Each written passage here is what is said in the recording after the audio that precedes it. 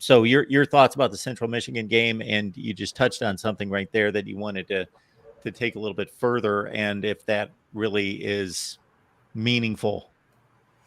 Yeah, I think the biggest thing that they showed against Central Michigan that they didn't maybe show the first 3 weeks of the year or their first 3 games of the year was the fact that they can throw the ball down the field.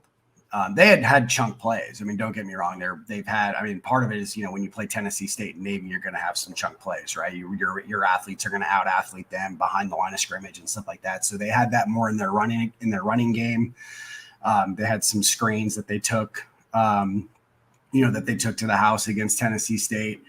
But what they showed against Central Michigan, I think it was the first drive, second or third play, Tobias Merriweather went 75 yards for a touchdown. And then the next drive, when Notre Dame scored their third touchdown, I apologize.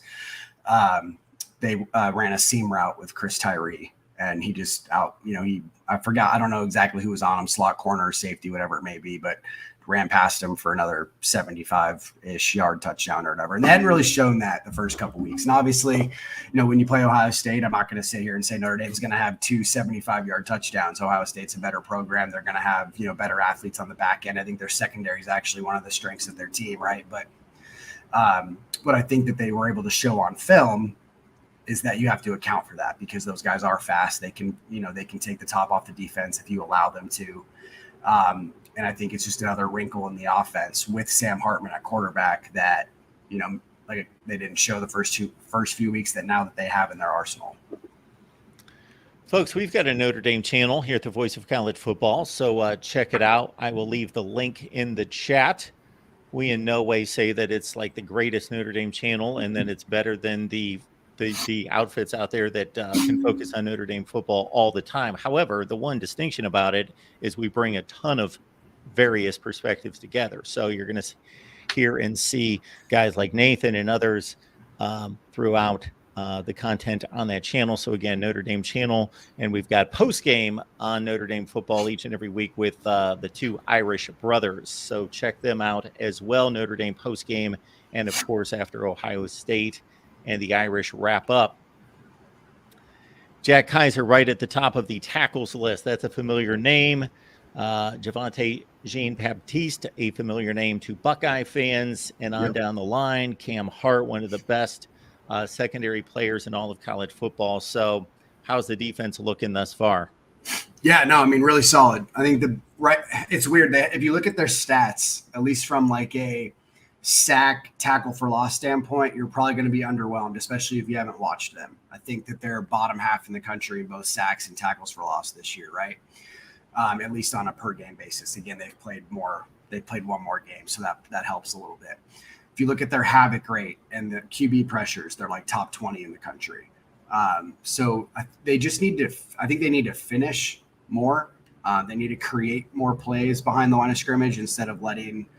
I don't know, man. It's hard, Mark, because I think some of it's been the game plan, right? I think for example, against Brennan Armstrong and NC State, if you watch that film, there were a lot of times where Notre Dame wasn't like actively trying to sack Brennan Armstrong. They were trying to contain him in the pocket, and they tried to force him to make bad throws, which they did. I mean, I think NC State fumbled the ball 3 times.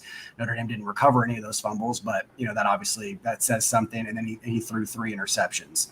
I would say one of them was probably his fault in the sense that he just rushed a throw and it was right to a guy.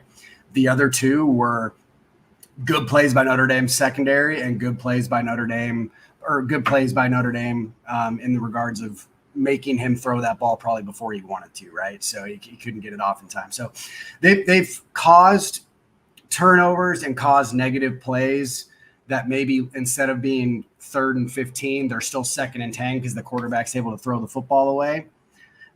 So that's great. You want to see a little bit more of the negative play aspect where you're putting teams in really,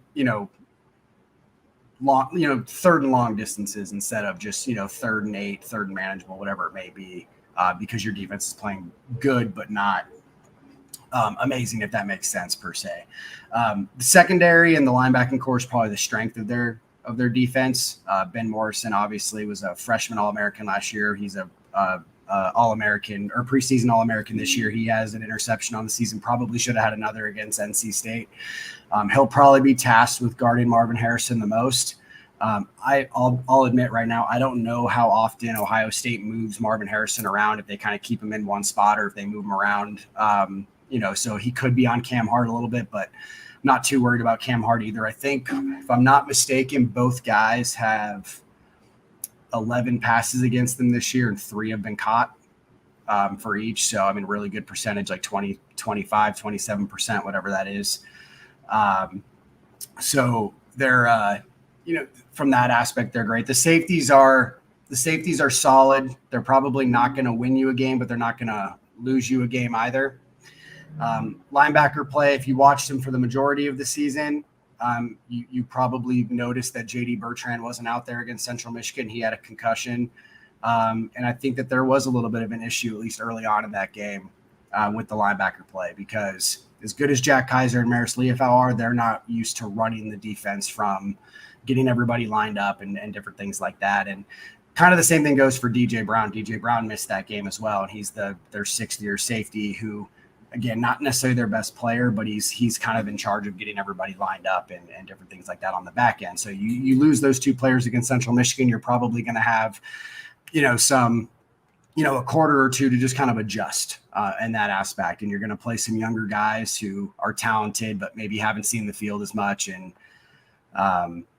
things are going to get a little dicey. But like you said, they won 41-17. I think they gave up 3 points in the second half. So overall, I think that they kind of picked up for it a little bit. And then the defensive line, it kind of goes back to what I said. Just they create havoc, but they need to finish a little bit more. Like on Saturday night, if they can have 3 or 4 sacks, that would be a huge improvement than what they've done overall this year. But then again, I could see another scenario where they have 1 sack, but they're on Kyle McCord all game, for example, and maybe he throws a couple picks. So it's a weird scenario because, I think the stats don't necessarily back up how good the defense has been overall. Yeah, the sack stat is overrated. It can certainly mean a ton. Obviously, if the top pass rushers in college football typically have the most sacks after 12 or 13 or 14 games played. However, yes, it's a all or nothing kind of statistic, and you can greatly affect the quarterback without, of course, bringing him down. If we get into a tight one late, your field goal kicker, Spencer Schrader, has missed 3 of 6. Now, is he, without me diving into the stats, missing 55-yarders, or is this a concern? So he missed the first one this year. That was about like 40 yards. And he's made 2 from 50 plus, and he's missed 2 from 50 plus, including a 59-yarder and a 56-yarder. Okay. One was the 59-yarder was a little short. And the 56-yarder against NC State hit off the upright. So I would say it's a little deceiving. He's been pretty solid this year, and he's obviously made some kicks from 50 plus as well.